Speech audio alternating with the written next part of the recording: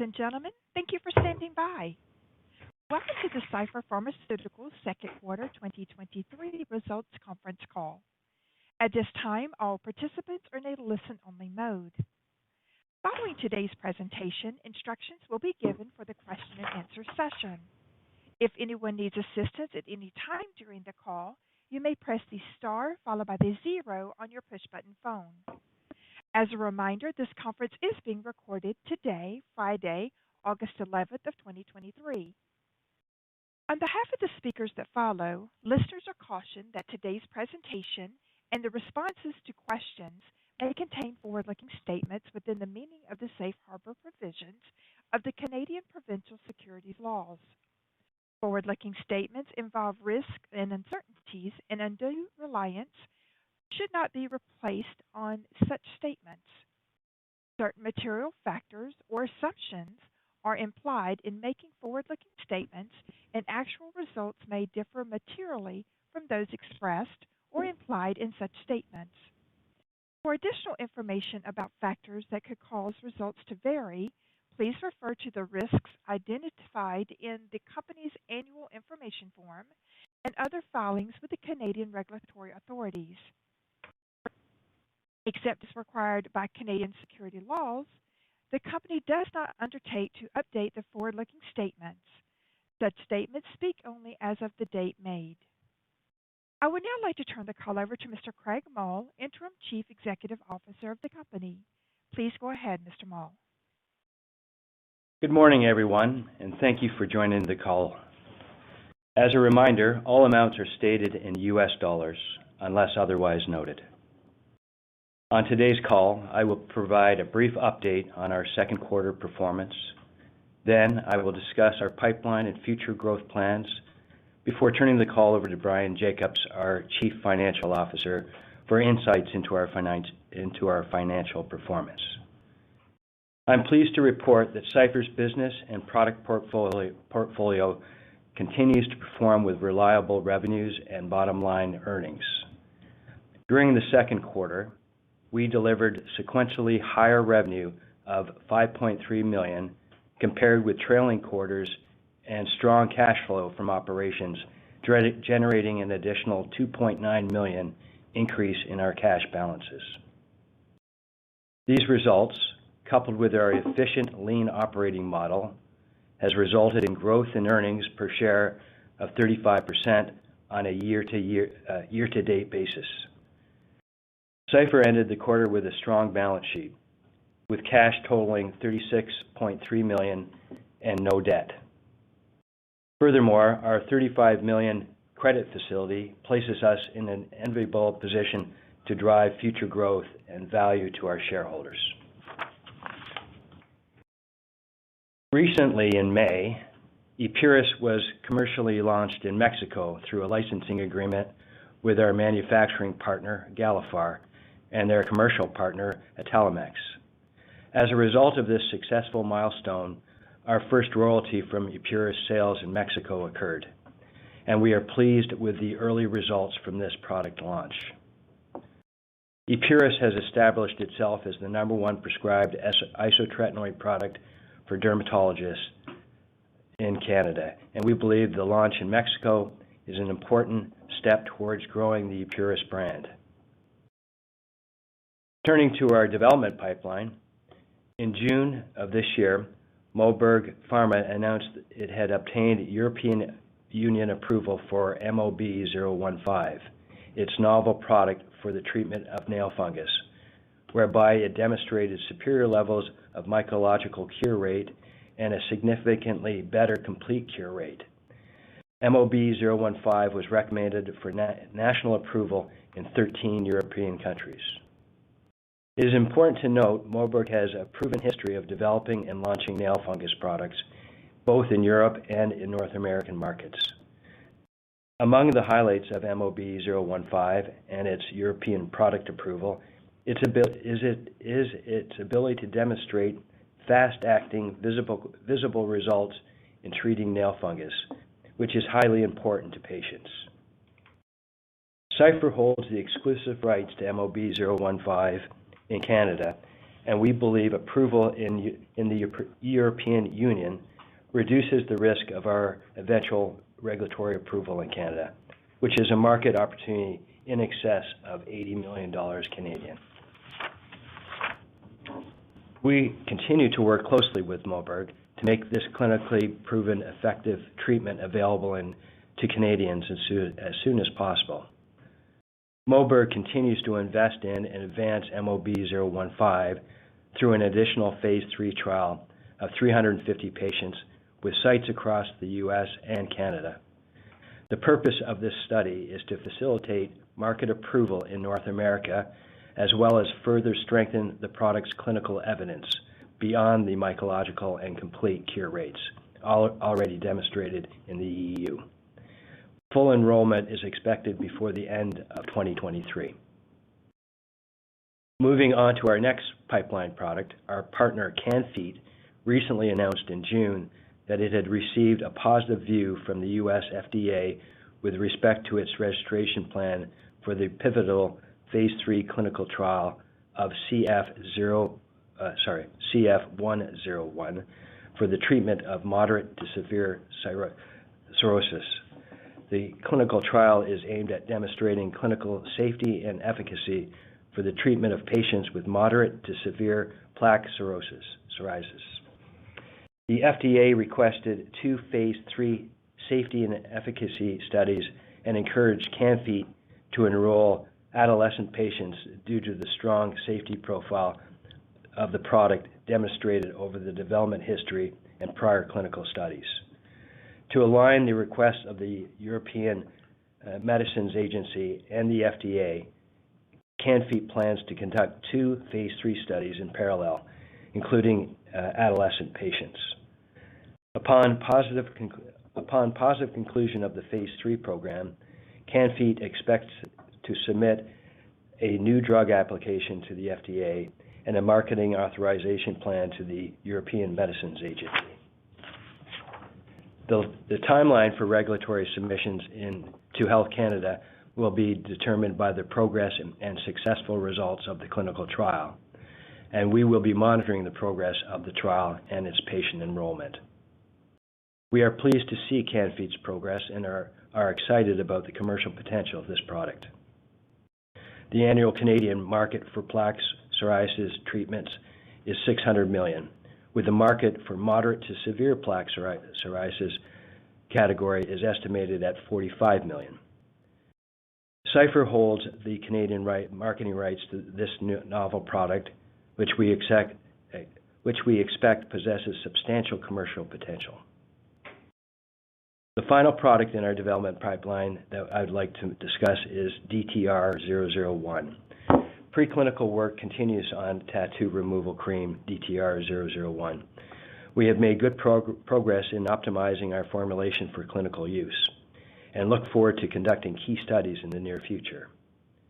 We believe DTR-001 holds substantial market potential, and we look forward to providing future updates as we achieve key milestones. Turning briefly to M&A, our strong balance sheet and credit facility with RBC puts us in an excellent position to source product and company acquisitions. As rising interest rates are leading many pharmaceutical companies to increasingly turn to asset divestitures, we resolve cash flow problems. We continue to evaluate a number of potential transactions in our M&A pipeline, and we look forward to reporting future developments in this area. With a strong development pipeline and available capital to actively pursue M&A, we are confident in our ability to accelerate growth and drive shareholder value. I will now turn the call over to Brian Jacobs for a discussion of our detailed financial results. Thanks, Greg, and good morning, everyone. In the second quarter of 2023, Cipher's efficient business model enabled us to deliver relatively stable operating results with total net revenue of $5.3 million compared to $5.6 million for the comparative period. Licensing revenue increased 6% to $2.2 million for the second quarter of 2023 compared to $2 million in the prior year. Licensing revenue from the Absorica portfolio increased 12% to $1.4 million during the quarter, primarily driven by market share gains from Absorica AG.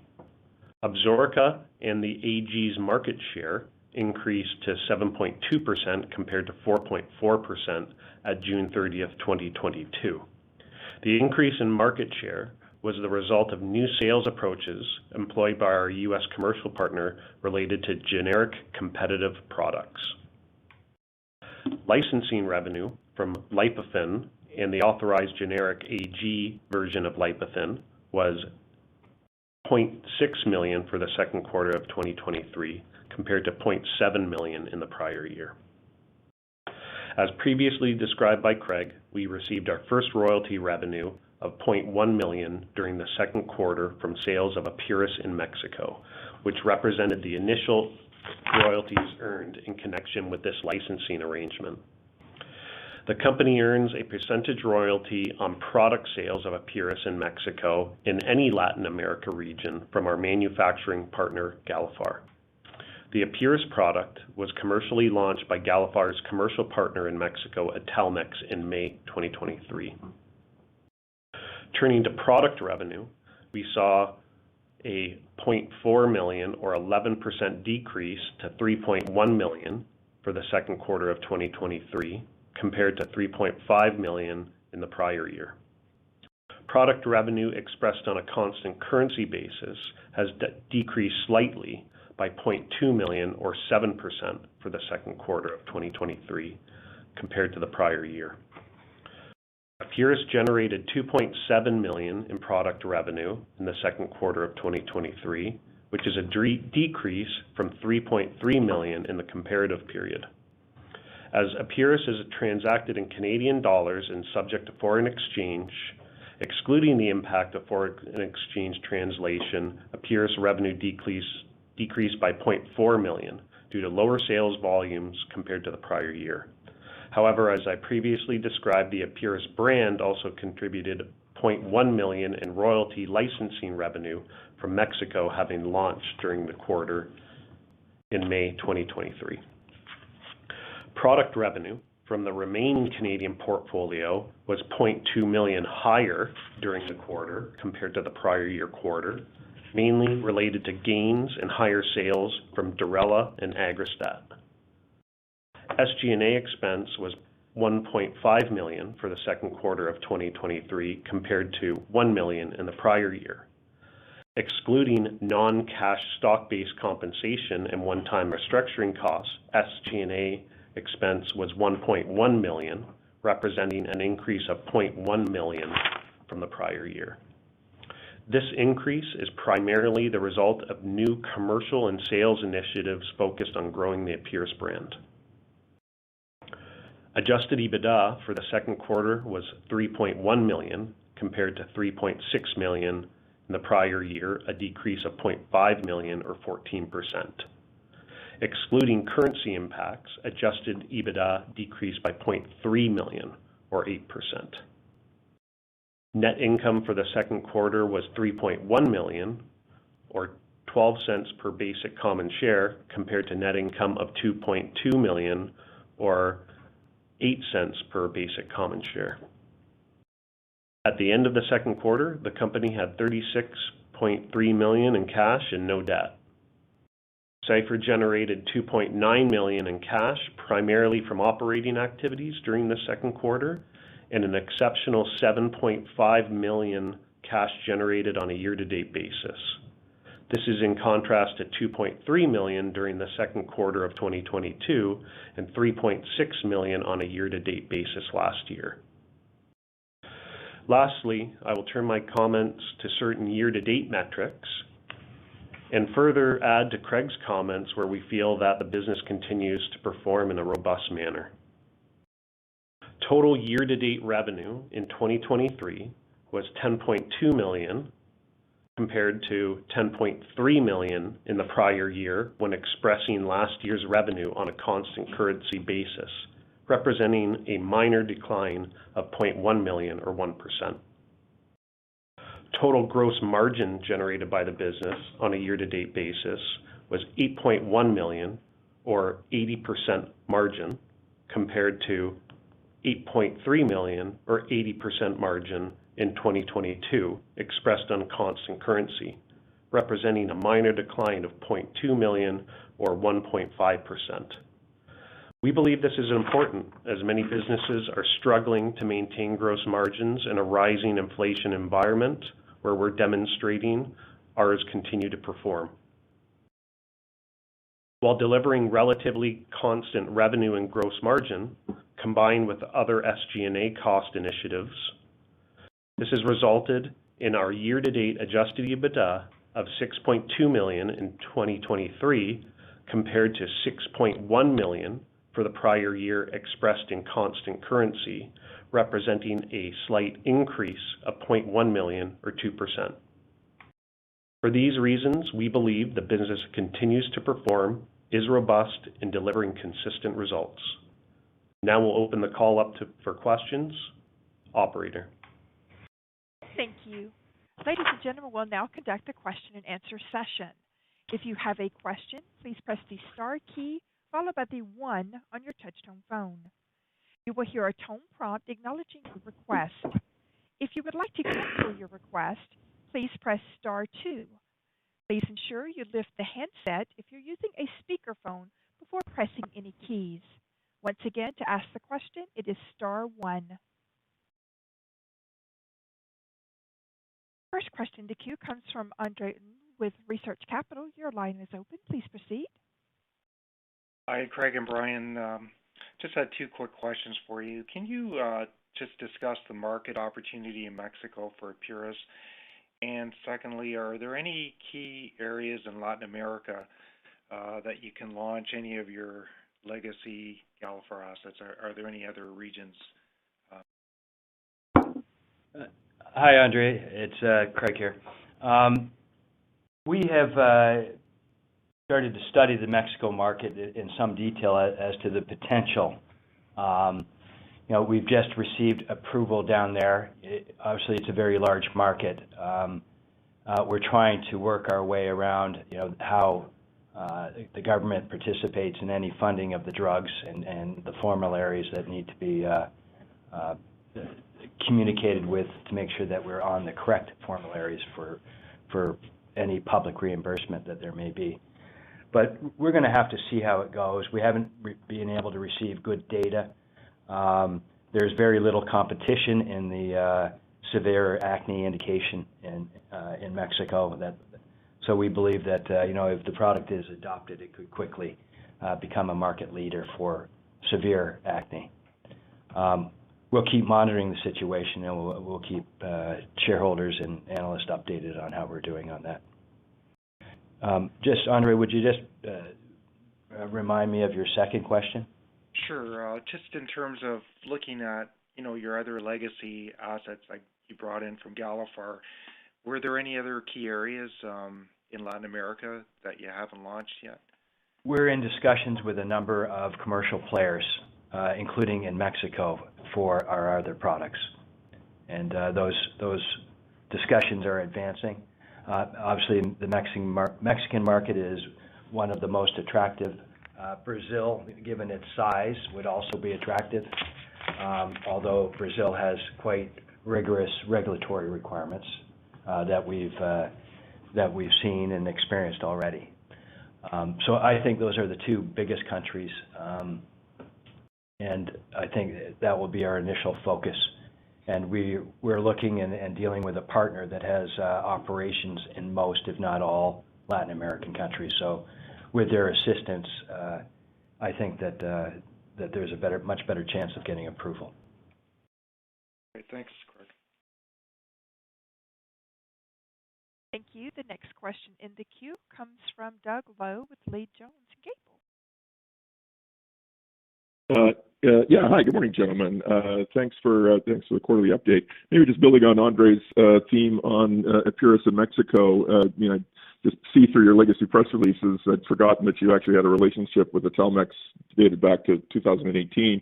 You talked about the isotretinoin market in Mexico being US $20 million at that time, or in 2017, the previous year. Maybe just some commentary on what the existing market size is now in comparison to data that you put in the public domain then. Well, again, typically we would try to access results, through IQVIA or Symphony, as they may call themselves. They don't have that type of service in the Latin American countries that we're aware of, and so it's more what the commercial partner, in this case Telemax, would estimate as the market. And I don't think that we're in a position to share their forecast with you at this point in time, but we think it's in excess of what was earlier quoted from the 2018 press release. Sure. No, fair enough. Secondly, you indicated in the MD&A that the U.S. isotretinoin market experienced a bit of contraction in recent quarters. I think you said it's down 3% year over year. Just wondered if you had any insight as to what that was attributable to. Is that like discontinuation of the competitive brand, or are there other competitive medical therapies that are sort of rivaling isotretinoin as a six-acne therapy? Just any thoughts that you had on that would be interesting. Yeah, well, there is some new products for acne in the U.S., but they're targeted more towards mild to moderate acne, and we think that perhaps some dermatologists are trying them on some of their patients to see how effective they are, because it would allow them, not to have to move into a severe acne indication. So we think that there may be a step that dermatologists are taking with a less complicated drug to cure the moderate acne as part of their treatment steps, I'll call it. Yeah, got it. So that may have had some effect. The market may have been just down a little bit, and it's not a severe drop in our view. Some of it may even be some seasonality of some type. Fair enough. And then just lastly, I see that Aggrastat sales are still fairly modest in comparison to where we think that they could be based on competitive landscape in Canada. I mean, just any thoughts on what the Aggrastat revenue growth trajectory could be from this point going forward? Given that two competitive brands that we are aware of in global markets are not available in Canada. Yeah, thanks, Doug. The trouble with forecasting Aggrastat as part of the benefit that we've had is because of a market participant had left the market. So that's where we really saw the potential for this product, and really we got advice from Health Canada that they requested us to have a substantial amount of product on hand, which we do. But the problem with that is, because of that's only relatively recent. It's it can be a little bit lumpy, where we have this is a hospital product where they're ordering kind of in batches and not as not as fluidly as you would have something like a Purus. So we're seeing some volatility in Aggrastat, although obviously growth and good potential going forward. So that's what I'd say about forecasting Aggrastat going forward. Big opportunity, but some of the sales can be a bit lumpy when they're going into hospitals. That's right. Okay, perfect. Thanks, gents. Thank you. Your next question in the queue comes from Peter Raytech with Raytech Consulting. Please proceed. Good morning, gentlemen. I'm wondering if you could just provide a brief update on the status of the NCIB. Yeah, thanks, Peter. So our NCIB, it's been open. Recall that we had in last September, when we renewed the program, we moved from an automated program to one which is on our option, where we can kind of turn it on and off. What I can say is during the second quarter, we weren't choosing any optionality. We were choosing to buy back the max amount that we could on a ongoing basis, but it's limited based on the trade volume of our shares. And one area that we would say is sometimes the volume of shares that's traded on a daily basis doesn't give us the opportunity to buy back as much as the max amount would allow. So those factors are giving us some consideration when we're going to get a renewal point coming up in September. Considering we weren't able to buy back quite as much as we had hoped, we may choose to move to another buyback plan. But those are the things at our disposal that we'll consider for the September timeframe. Yeah, thank you. Thank you. Ladies and gentlemen, as a reminder, should you have a question, please press star followed by the 1 on your touch-tone phone. Your next question in the queue comes from Cal Ray. Please proceed. Good morning, guys. Congratulations on a good quarter. One question. The Epuris has a new competitive product. I guess Sun Pharma introduced a generic just recently. I was wondering if you can comment on that. I think that you're referring to Sun's approval of a product that they call Absorica LD, which is not a generic; it's a branded product. That's right. Yeah, that's the one. Yeah. And at this point, they've received Health Canada approval, and there are several issues that we have with what has gone on there, and we're in discussions with Health Canada about that. But turning the attention to the product itself, this product is just basically a copy of Epuris at a slightly lower dosage point. So instead of a 10 milligram, they would have a 7 milligram. Instead of a 20 milligram, they'd have an 18 milligram. And their idea is that they would go to dermatologists and tell them that it's safer because it's slightly lower dose. And we don't believe that. It isn't significant enough of a difference. The doctors are very familiar with Epuris. They don't know anything about Absorica, and they're going to be selling a product that is likely no better than Epuris. And as a result of the difference in dosing, the dermatologist will have to go through a complicated calculation in order to administer a dose to a patient or prescribe a dose to a patient. And in our discussions with physicians, there are very few that will be doing that they do not need, to go through, an education about how to dose this product when it doesn't provide any real benefits.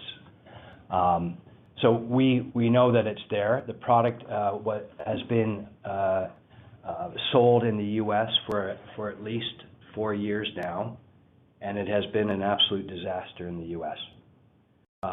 They once obtained, I believe, a 10% market share of the isotretinoin market, and now it's practically at zero. So it has been a flop in the U.S., and we expect it will be a flop in Canada as well. Perfect. Yeah, thank you, guys. What I would add to that is just that, we're very data-driven as an organization, I think as many are. Please feel free to look at the data for Absorica LD in the U.S. As Craig described, the product has not performed. It's not a generic to Epuris. We don't believe it poses any significant risk.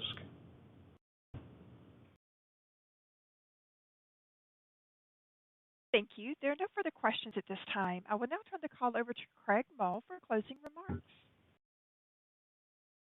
Thank you for joining us today. We look forward to reporting on our progress throughout the balance of 2023 as we execute on priorities discussed today. Thanks for your time and have a great day.